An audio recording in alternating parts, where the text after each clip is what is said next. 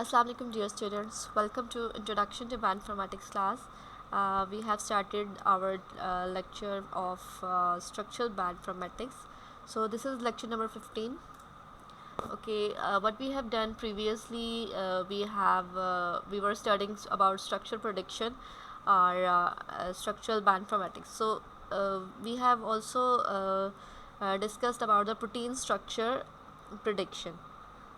So what are its goals, what are its hurdles, we have discussed कि उसमें हमारे पास उसके क्या goals हैं. We want to watch through the we want to watch through the folding process. और hurdles क्या है? This is computationally expensive, you can say. Or then we have discussed about the techniques of PSP. PSP means protein structure prediction. So we have three types of models we have discussed, and we have also classified in two categories, that is template modeling and free template modeling. Template modelling में हमारे पास दो तरह की techniques हैं, जो कि है homology modeling. Number one is homology modeling and number two is threading. और फ्री टेम्पलेट में हमारे पास आ जाता है ab initio method. That means कि जो homology टेम्पलेट मॉडलिंग है उसमें homology मॉडलिंग और थ्रेडिंग है. दैट मीन्स कि जो सीक्वेंस हमारे पास टारगेट सीक्वेंस होता है उसका हम टेम्पलेट सीक्वेंस जो है वो PDB से हम उठाते हैं और उनको यूज़ करके हम अपना मॉडल डिज़ाइन करते हैं. और फ्री टेम्पलेट मॉडलिंग में हम स्क्रैच से उसको यूज़ करते हैं और फिज़िक्स बेस्ड जो नॉलेज है या नॉलेज बेस्ड इसमें हमारे पास ऑप्शंस होती हैं, जिसमें हमारे पास कुछ ऑलरेडी कुछ नॉलेज होता है फिज़िक्स बेस्ड और फिजिकोकेमिकल प्रॉपर्टीज़ का इंफॉर्मेशन होती है, उसको यूज़ करके हम मॉडल डिज़ाइन करते हैं. Then we have a diverse type of field in PSP. हम इसमें क्या कर सकते हैं, हमारे पास डिफरेंट फील्ड एरियाज़ आ जाते हैं. आर्टिफिशियल इंटेलिजेंस आ जाती है, मशीन लर्निंग आ जाती है, डेटा माइनिंग आ जाती है, और डिफरेंट क्लासिफिकेशन एल्गोरिथम्स को यूज़ करते हुए हम PSP डिज़ाइन करते हैं. Okay, this is methods of protein modeling. We have discussed already methods. हमारे पास क्या है? These are homology modeling and threading. These are the models of template modeling. And the third one is ab initio modeling. This is template free modeling. So we will discuss about these three methods, and we will also discuss what are their tools for designing such models. Okay सबसे पहले हमारे पास आ जाता है homology modeling. What is homology modeling is that कि हमारे पास जो प्रोटीन सीक्वेंस है, for example we have a target sequence, जिसका हम प्रोटीन सीक्वेंस का हम जो है 3D स्ट्रक्चर जो है वो प्रिडिक्ट करना चाह रहे हैं. ठीक है, proteins with similar sequence are more likely to have similar structural orientation. तो जिस प्रोटीन सीक्वेंस का हम स्ट्रक्चर प्रिडिक्ट करना चाह रहे हैं, उस टारगेट सीक्वेंस का हम सिमिलर सीक्वेंस जो है वो PDB से जो है वो गेट करते हैं. And then in this method template from the PDB is identified for the query sequence. PDB से हमने आइडेंटिफाई कर लिया जो हमारा मोस्ट क्लोजली रिलेटेड सीक्वेंस होगा टारगेट सीक्वेंस के साथ. ठीक है, और वो हम करते कैसे? ब्लास्ट पी के का सर्च टूल है जो हमें PDB डेटाबेस से हमें टेम्पलेट्स जो है वो आइडेंटिफाई करके देता है. ठीक है, फिर हमारे पास उसमें से जो चूज़ करेंगे that will be templates with more than 60% similarity. अगर आपका 100 सीक्वेंस है और उसमें से आपके 60% सीक्वेंसेस जो है वो सिमिलर सीक्वेंसेस शो करता है, तो दैट मीन्स कि उसमें आपके पास 95% कवरेज दे रहा है. Are use for homology modeling. homology modeling के लिए this is the best option if you have the 60% similarity. Then हमारे पास आता है protein model quality reduces as query template similarities reduces. अच्छा, फिर हम क्या कर लेते हैं कि जो हमारे पास प्रोटीन मॉडल होता है उसमें से हम जो उसकी क्वालिटी वैल्यूएशन कर लेते हैं, और ताकि जो है हमारा जो एग्जैक्ट स्ट्रक्चर है वो हम डिज़ाइन कर सकें. Okay, this is an example of homology modeling, जिसमें आपके पास दिस इज़ द सीक्वेंस जो कि हमें अननोन है. अभी हम उसको मॉडल करना चाह रहे हैं. This is the sequence. ठीक है, हमारे पास टारगेट सीक्वेंस है और we have find some sequence from PDB जो कि most closely related to the target sequence है.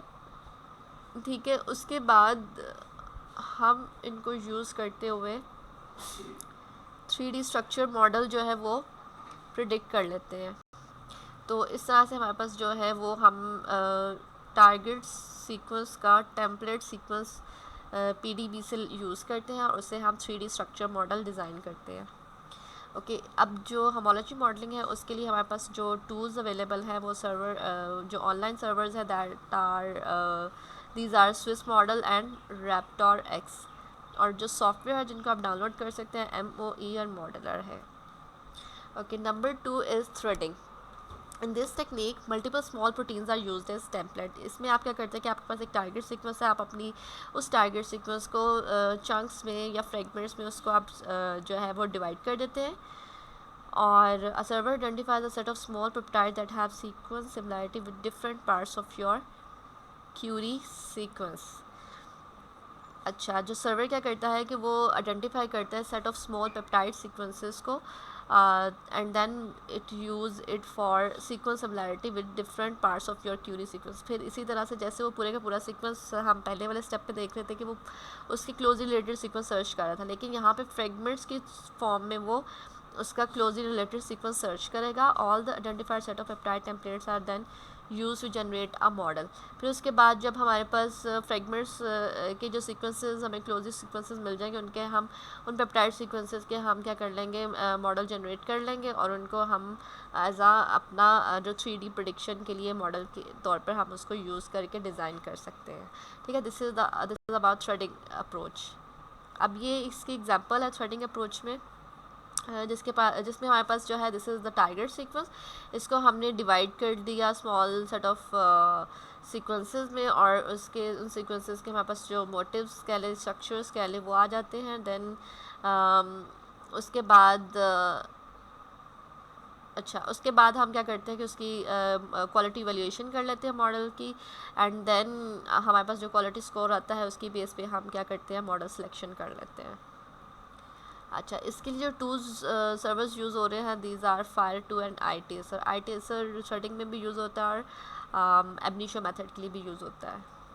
Okay ab initio modelling, this is number 3 approach for protein structure prediction. इसमें जो हम देखते क्या है कि build protein model from the scratch. हम नए सिरे से एक प्रोटीन स्ट्रक्चर प्रेडिक्ट करें, इसमें हम कोई होमोलॉजी मॉडलिंग नहीं यूज़ करते, कोई हम जो है टेम्पलेट सीक्वेंस नहीं यूज़ करें, हम नए सिरे से बिल्कुल स्क्रैच से जो है प्रोटीन मॉडल डिज़ाइन करते हैं। फिर इसके बाद आता है protein model is constructed based on 3 MERS and 9 MERS. 3 MERS and 9 MERS mean 3 amino acid आप सेलेक्ट कर लेते हो या 9 अमाइनो एसिड आप सेलेक्ट करते हो, depends on algorithm identified from the databases. अच्छा इसके बाद है कि एक्सटेंसिवली कंप्यूटेशनल रिसोर्सेज में आपको कंप्यूटेशनल रिसोर्सेज की ज़रूरत पड़ती है are use for ab initio modeling also known as de novo modeling. इसको हम de novo मॉडलिंग भी कहते हैं और फिज़िक्स बेस्ड मॉडलिंग भी कहते हैं। de novo मॉडलिंग के बिल्कुल हमने न्यू मॉडल डिज़ाइन किया है किसी भी सीक्वेंस का जो कि नॉन नहीं था, इसको हम तब इस वजह से हम de novo कहते हैं। ओके फिज़िक्स बेस्ड मॉडलिंग क्या होता है कि जिसमें आपके पास आते हैं कोई भी मॉलिक्यूल है उसका टाइम स्पेस और उसका क्या बिहेवियर स्ट्रक्चर बिहेवियर क्या है उसको हम कैलकुलेट करते हैं, फिजियोकेमिकल प्रॉपर्टीज़ कह सकते हैं। तो उसकी बेस पर जो हमें नॉलेज हमें ऑलरेडी पता है फिजियोकेमिकल प्रॉपर्टीज़ हो सकती है, physics based method modelling physics based knowledge होगा, तो फिर हम क्या कर सकते हैं कि हम मॉडल डिज़ाइन कर सकते हैं और इसको हम फ्री मॉडलिंग भी कहते हैं। अच्छा अब हमारे पास आता है ये इसकी एग्जांपल है ये रोसेटा प्रोटोकॉल से जो है ये फ्लो चार्ट लिया गया है। Rosetta is a server you can say for ab initio method, और इसमें आपके पास देखिए कि हमारे पास टारगेट सीक्वेंस था उसको हमने फ्रेगमेंट लाइब्रेरी में डिवाइड किया, स्मॉल चंक्स में हमने उसको डिवाइड कर दिया, एक लाइब्रेरी बना ली। और इसके बाद हमारे पास नॉलेज बेस्ड पोटेंशियल्स में हमारे पास क्या आ जाता है कि हम जो स्मॉल फ्रेगमेंट्स हैं उनकी असेंबली कर लेते हैं। ठीक है, उन असेंबली को यूज़ करते हुए हम जो लो रेजोल्यूशन मॉडल्स जो है वो हमें मिल जाते हैं, और उसके बाद हम क्या करते हैं इनकी लो रेजोल्यूशन मॉडल्स की जो फिज़िक्स बेस्ड एटॉमिक रिफाइनमेंट है वो करते हैं, यानी कि हमारे पास जो फाइनल मॉडल आता है उससे पहले हम क्या करते हैं कि उसकी रिफाइनमेंट कर लेते हैं, और उसकी जो फिज़िक्स से रिलेटेड लाइक उसकी केमिकल प्रॉपर्टीज़ क्या हैं और उसके जो फिजिकोकेमिकल प्रॉपर्टीज़ क्या हैं, और इसके अलावा जो उसकी फोर्सेस और एनर्जी यूज़ हो रही है वो हम जो है इस मेथड में देखते हैं। इसके लिए जो टूल्स यूज़ हो रहे हैं दीज आर iTaser एंड रोबेटा और सेटा। Okay, homology modelling. अच्छा, ये अगेन थोड़ा सा जो है होमोलॉजी मॉडलिंग को अगेन डिस्कस किया, वही आपको अब आइडिया हो चुका होगा कि हम आइडेंटिफाई करते हैं homology protein sequences from PSI blast tool. ठीक है, ब्लास्ट P जो सर्च टूल है वहाँ से हम होमोलॉजी सीक्वेंस सर्च कर लेते हैं फॉर होमोलॉजी मॉडलिंग। ठीक है, इसके बाद हम क्या करते हैं कि उसमें से हम जो चूज़ कर लेते हैं कि जो क्लोजेस्ट मैच कर रहा हो आपके टारगेट सीक्वेंस के साथ। अच्छा, अब हम क्या करते हैं, combine step 1 and 2 by using PDB blast, build model by placing residues in corresponding positions of homologous structure and refine by tweaking means refined by some doing some changes। अच्छा, homology modeling works well, जो सबसे ज़्यादा model जो work करता है वो homology model है, which is computationally not very expensive. Accuracy इसकी आती है हायर सीक्वेंस आइडेंटिटी, जो है इसमें बेटर मॉडल्स आपको मिल जाते हैं।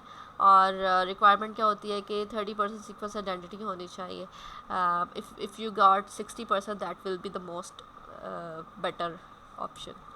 अच्छा, ये थ्रेडिंग ऑप्शन है, थ्रेडिंग फोल्ड रिकग्निशन है, जिसमें आपके पास क्या होता है कि identifies best fit between target sequence and template structure. अच्छा, जो टारगेट सीक्वेंस है उसको आप स्मॉल चंक्स में डिवाइड कर देते हो, उसमें आप जो उसकी क्यूरी सीक्वेंसेस से क्या करते हैं कि उस सेम इसके जैसा ही उसी स्मॉल फ्रेगमेंट्स के सीक्वेंस के जो है वो टेम्पलेट सीक्वेंसेस आप आइडेंटिफाई कर लेते हैं उसको PDB में से, प्रोटीन डेटा बैंक से, and then develop energy function. उसमें फिर एनर्जी फंक्शन यूज़ हो रहा है, टेम्पलेट लाइब्रेरी यूज़ हो रही है, align target sequence with each template and score. जितने भी हमारे पास टारगेट सीक्वेंसेस अब हमने उसको डिवाइड किया उनको हम अलाइन करते हैं विद द टेम्पलेट और फिर उसका स्कोर कैलकुलेट करते हैं while using alignment process। फिर उसके बाद आइडेंटिफाई बेस्ट स्कोर टेम्पलेट, उसमें हम जो बेस्ट स्कोर है टेम्पलेट्स का उनको हम स्कोर कैलकुलेट कर लेते हैं, 1D से हम 3D अलाइनमेंट कर लेते हैं। Refined structure as in homology modeling. अब हम क्या करते हैं कि होमोलॉजी मॉडलिंग में हम क्या करते हैं कि जो स्ट्रक्चर्स होते हैं उनको हम रिफ़ाइन कर लेते हैं। फिर उसमें जो इसके थ्रेडिंग है वो सम टाइम वर्क करती है और सम टाइम नहीं भी करती, because computationally can be expensive और cheap, depends on energy function. हमारे एनर्जी फंक्शन पे डिपेंड कर रहा होता है कि जो 3D स्ट्रक्चर हम प्रेडिक्ट कर रहे हैं वो हमारा सही होगा या नहीं, एंड वेदर ऑल एटम और बैकबोन ओनली थ्रेडिंग। इसमें हमारे पास एनर्जी फंक्शन, सारे जो एटम्स यूज़ हो रहे हैं उसमें जो बैकबोन यूज़ हो रही है, that depends on threading। okay, and now the further on we will see accuracy हम कैसे कैलकुलेट करते हैं। In theory should not depend on sequence identity पे डिपेंड नहीं करता, बल्कि should depend on quality of template library and luck। ठीक है, but usually higher sequence identity, अगर हमारे पास सीक्वेंस सिमिलैरिटी हायर आ रही है तो दैट सेज कि हमारा जो मॉडल है वो बेस्ट होगा। यहाँ पर जो हमारे पास टारगेट सीक्वेंस है जिसका हम स्ट्रक्चर प्रेडिक्ट करना चाह रहे हैं, स्ट्रक्चर टेम्पलेट जो है उस थ्रेडिंग में जैसे कि हम उसको स्मॉल चंक्स में हम डिवाइड कर लेते हैं और डिवाइड करने के बाद हम उनके सीक्वेंस सिमिलैरिटी चेक करते हैं PDB में, एंड देन फिर हम जो है उसमें से सेलेक्ट करते हैं जिसका एनर्जी फंक्शन और जो एनर्जी फंक्शन हम उसको कल देख लेते हैं। इसके बाद align target sequence with template structures. अच्छा, अब जो हमारा टारगेट सीक्वेंस है वो हम क्या करते हैं, अलाइन कर लेते हैं with the template structures from the PDB। Calculate energy score to evaluate the goodness of fit between target sequence and template structure और टारगेट सीक्वेंस के दरमियान जो एनर्जी कैलकुलेट की है उसका जो स्कोर है उससे हम एवेल्यूएट करते हैं कि हमारा मॉडल जो है वो बेस्ट है या नहीं है।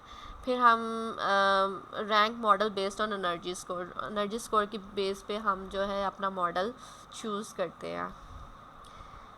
ओके, थ्रेडिंग के गोल्स और इश्यूज़ क्या हैं कि हमारे पास आते हैं कि find correct sequence, structure alignment of a target sequence. हमारा मतलब जो हमारा गोल है वो क्या है कि हमारे पास करेक्ट सीक्वेंस होना चाहिए और उसका जो स्ट्रक्चर अलाइनमेंट जो है वो हम पीडीबी में से जब हम टारगेट सीक्वेंस का क्यूरी सीक्वेंस फाइंड करते हैं वो पीडीबी में जो है आपका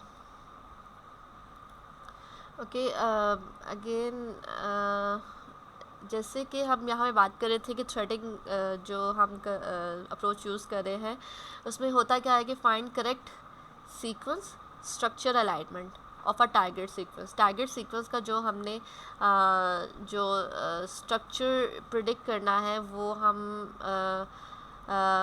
फाइंड करते हैं from the native like fold in PDB में जो उस टारगेट सीक्वेंस के नेटिव लाइक फोल्ड्स होंगे उन्हें हम आइडेंटिफाई कर लेते हैं और उसको हम थ्रेडिंग मॉडल में यूज़ करते हैं। Structure database must be complete, no decent model if no good template in library. Structure sequence structure alignment algorithm उसमें अच्छा अगर आपका जो सीक्वेंस अलाइनमेंट है वो अच्छी नहीं है, दैट मीन्स कि उसमें बहुत एरर्स है, वो सही अलाइन नहीं हो रही है, दैट मीन्स कि वो बैड स्कोर हो रहा है, तो वो आपको स्ट्रक्चर भी सही प्रोवाइड नहीं करेगी obviously because we are using template modeling. तो उसमें हमें जो हमारे पास टारगेट सीक्वेंस है we are finding the template sequence from the database, ठीक है। so we need the best sequence alignment for our target sequence।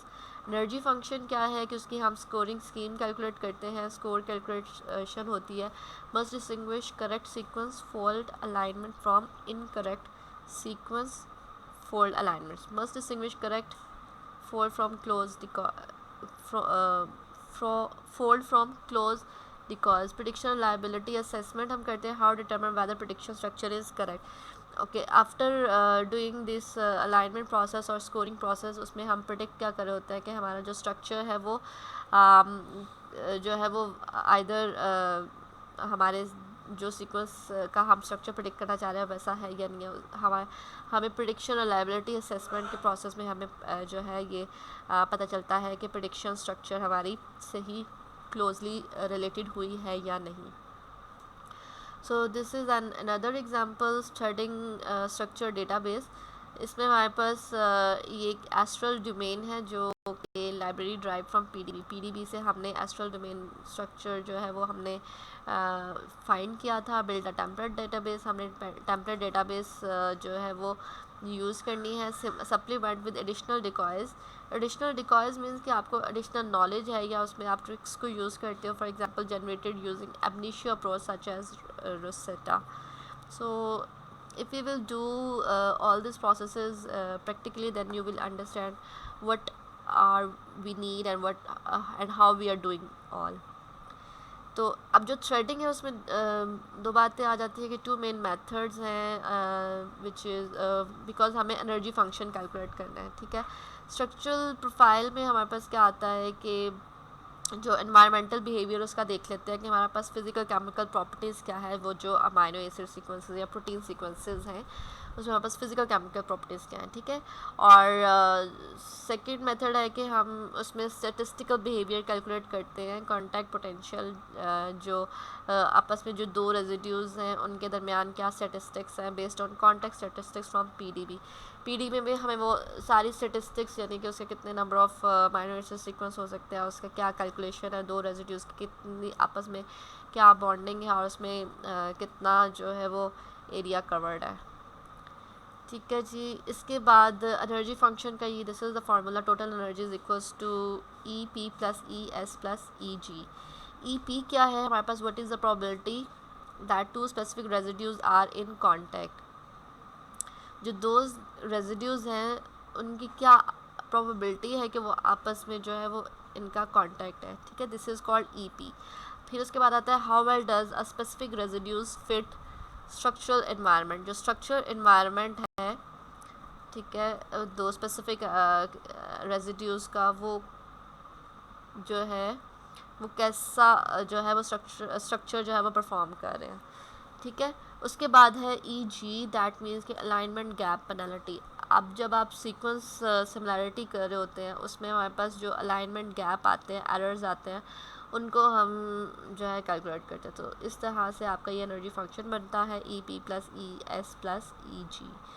तो find a sequence structure alignment that minimise the energy function. हमने जो sequence structure alignment करनी है उसमें हमारा जो एनर्जी फंक्शन है that should be minimize. So this is all about our today's lecture. So next lecture will be on molecular docking. Thank you.